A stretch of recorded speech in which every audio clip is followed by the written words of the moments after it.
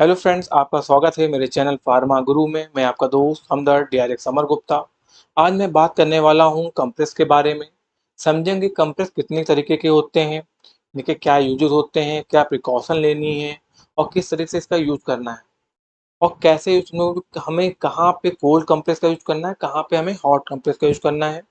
तो कंप्रेस यहाँ पे हमने बता दिया दो तरीके के हो गए, एक कोल्ड जो गर्म सिकाई और एक ठंडी सिकाई। तो हम सबसे पहले चालू करते हैं ठंडी सिकाई के बारे में, जिसे कोल्ड कंप्रेस बोलते हैं। तो यहाँ पे cold compress and the hot compress. तो यहाँ पे कोल्ड कंप्रेस क्या करती है, ये एक ऐसा लोकल एनेस्थेटिक के रूप में वर्क करती है। इससे क्या होगा, जो ब्लड सर्कुलेशन है वो क्या होगा, डिक्रीज हो जाता है और इस वजह से जो सिग्नल जा रहे होते हैं, जो पेन का जो सिग्नल्स होते हैं यहाँ पे, वो क्या हो जाते हैं, रिड्यूस हो जाते हैं। जिसकी वजह से क्या होता है, जो हमें पेन हो रहा होता है वो कम हो जाता है। और क्या क्या होता है, रेट जो रेट ऑफ इन्फ्लेमेशन होता है वो डिक्रीज होता है। दूसरी चीज क्या होगा, डैमेज जो जो टिश्यू डैमेज होने वाले होते हैं, डैमेज टिश्यू को स्टॉप करता है, जो वहां पे उसको क्या करता है, स्टॉप कर देता है। और तीसरा काम क्या करता है, decrease the blood circulation on particular area, जिसकी वजह से वहां पे हमें पेन नहीं होता है। तो हमने यहाँ पे बता दिया आपको। अब हम चलते हैं सीधे वहीं पे कोल्ड कंप्रेस पे।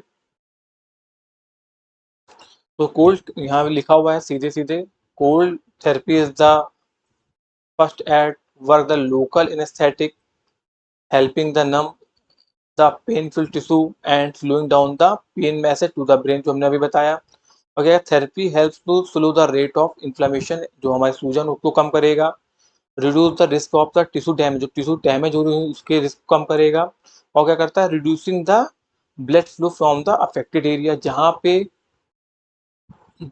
दर्द हो रहा है, जहाँ पे दिक्कत हो रही है, वहां पे क्या करेगा, सर्कुलेशन को कम करेगा, जिसकी वजह से हमें पेन कम होगा।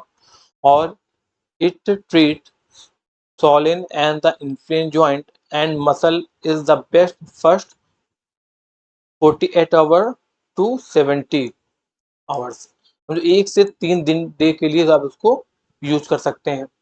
चलिए समझते हैं आगे इसका यूज कैसे करेंगे।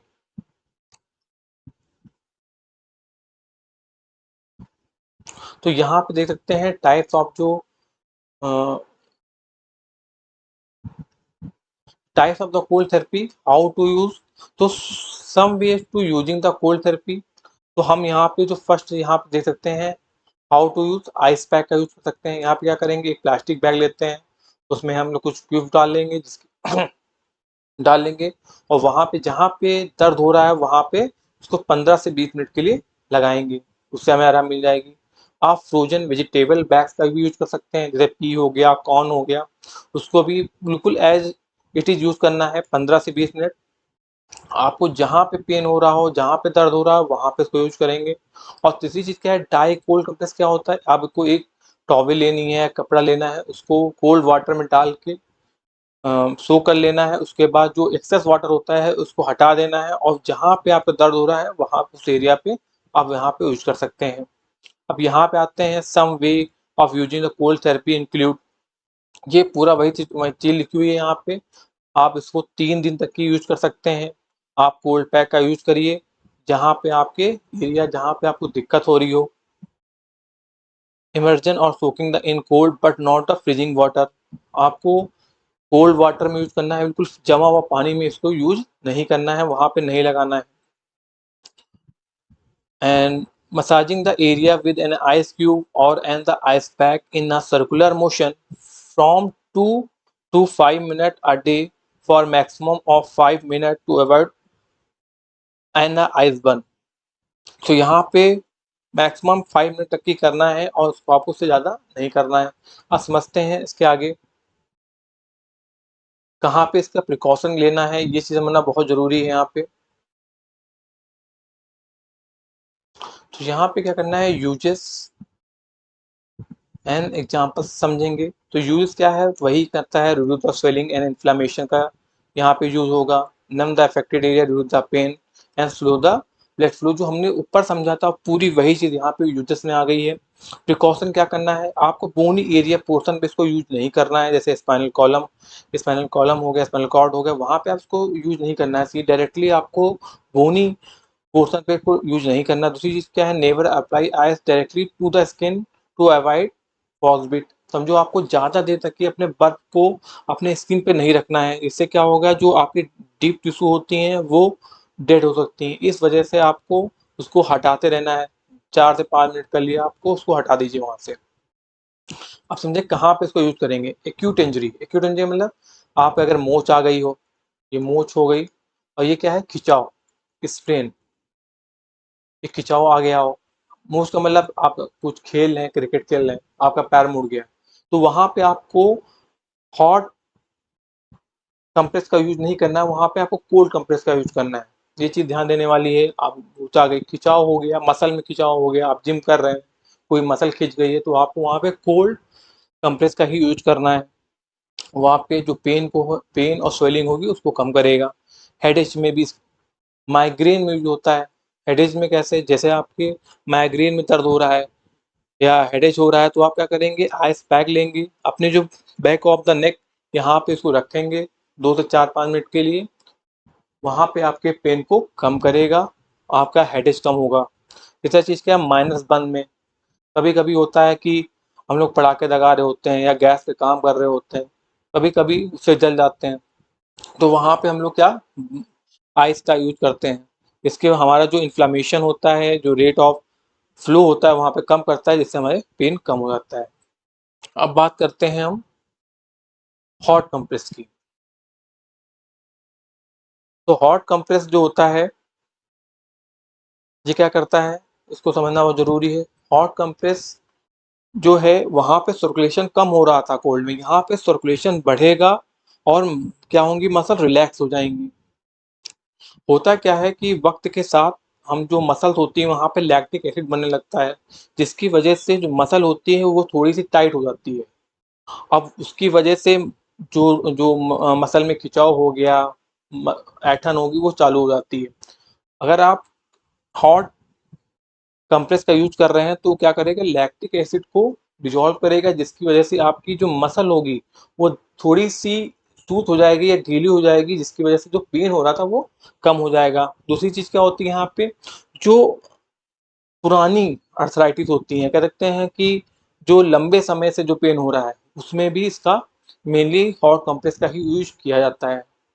ऐसे सुबह आप उठ रहे हैं, आपके जोड़ों में दर्द हो रहा है या कंधों में दर्द हो रहा है, तो वहां पे हम लोग कोल्ड कंप्रेस का यूज नहीं करेंगे, वहां पे हम लोग हॉट कंप्रेस का यूज करेंगे।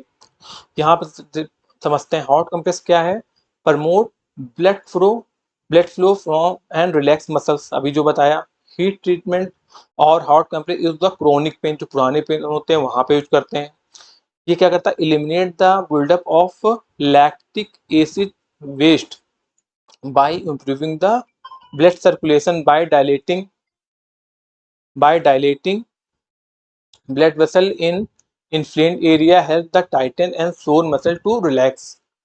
और क्या हो, effective for treating chronic muscle pain, sore joint caused by the condition called the arthritis। तो यहाँ पे जो अर्थराइटिस है, मसल पेन है, क्रोनिक मसल पेन है, वहां पे इसका यूज करेंगे। आप समझते हैं types of the hot compress क्या होता है। तो यहाँ पे हमने अधिकतर हम लोगों ने यूज किया है, जैसे हॉट वाटर बोतल हो गई, हीटिंग पैड हो गया, डाई हॉट कंप्रेस हो गया, तो हम लोगों ने इसका यूज किया है। कोल्ड कंप्रेस का यूज थोड़ा कम होता है, हॉट कंप्रेस अधिकतर ही लोग यूज करते हैं। तो यहाँ पे हॉट वाटर में क्या होता है, हम लोग पानी को फिल कर लेते हैं और जहाँ पे दिक्कत होती है वहां पे अप्लाई करते हैं affected area for 15 to 20 minute. Heating pad में भी क्या होता है, हम लोग उसको प्लग में लगाते हैं, थोड़ी देर में वो उसका टेम्परेचर बढ़ता है और हम लोग जहाँ पे दिक्कत होती है वहाँ पे उसको 15 से 20 मिनट के लिए उसको यूज करते हैं। डाई हॉट कंप्रेस है, कोल्ड हॉट कंप्रेस है, वैसे डाई है। आपको एक कपड़ा लेना है, एक हॉट वाटर में, बॉइलिंग वाटर ना हो, हॉट वाटर में डालना है, एक्सेस वाटर को निकाल देना है, और जहाँ पे दिक्कत है वहाँ पे आप उसको यूज कर सकते हैं। बगल में बिल्कुल सेम टू सेम वही चीज़ लिखी हुई है कि जो जो हम हॉट कंप्रेस का यूज़ कर रहे हैं, तो यहाँ पे क्या करता है, ब्लड फ्लो को बढ़ाएगा, मसल को रिलैक्स करेगा, जिसकी वजह से जो दिक्कतें हो रही हैं वो कम हो जाएँगी। ये पूरी वही चीज़ लिखी हुई है यहाँ पे, तो हम उसको नहीं पढ़ रहे हैं। अब बात करते हैं थोड़ा-सा आगे, इसके यूजेस एग्ज़ाम्पल हैं प्रिकॉशन के बारे में। तो यहाँ पे क्या यूजेस क्या हैं, वही हैं जो ये relieve muscle stiffness and pain, improve the circulation affected areas and help the chronic pain muscle spasms का यूज होता है। तो ये समझने की चीज़ें हैं जो हम लोग ने शुरुआत में हॉट कंप्रेस समझा है, वही इसके यूजेस हैं और वही मेन चीज़ है, वही इसका कहते हैं मैकेनिज्म ऑफ एक्शन है। तो अगर आप वो चीज़ समझ लेते हैं तो आप हर चीज़ को आसानी से जान सकते हैं कहाँ पे कोल्ड कंप्रेस को यूज करना है और कहाँ पे हॉट कंप्रेस को यूज करना है। प्रिकॉशन क्या है, जब भी आप हॉट कंप्रेस को यूज करेंगे तो आपको टेम्परेचर हमेशा चेक कर लेना है कि ज़्यादा गर्म तो नहीं है। ऐसा ना हो कि आप हॉट कंप्रेस यूज कर रहे हैं, उसके बदले में आपको कोल्ड कंप्रेस यूज करना पड़ जाए। एग्जाम्पल समझते हैं क्या होता है यहाँ पे, मसल सोरनेस, तो मसल की जो कह सकते हैं जो ऐठन होती है, जो दिक्कत होती है, वहाँ पे इसका यूज करेंगे। जो हमने बताया था लैक्टिक एसिड की वजह से ये दिक्कत आती है। ये stiffness muscle and applying to hot compress can relax the muscle and relieve the pain. Arthritis pain में ये जो पुरानी जो पेन होती है, it can reduce the joint stiffness pain associated with arthritis.